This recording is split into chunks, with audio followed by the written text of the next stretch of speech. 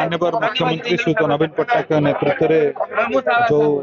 जनकल्याणकारी योजना सारा ओडिशार जो प्रगति जो रूपांतरण चक्र चलती अनुप्राणित हो काकटपुर पंचायत पूर्वतन सरपंच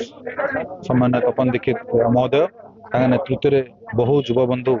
आज कांग्रेस दल छाड़ी दीर्घ दिन से कांग्रेस दल थे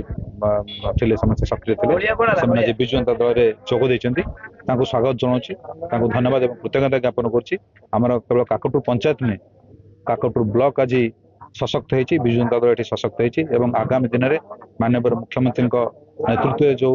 कार्य आगे चली काकटपुर निर्वाचन मंडल से समस्त कार्य से सहयोग करने सहित एक सशक्त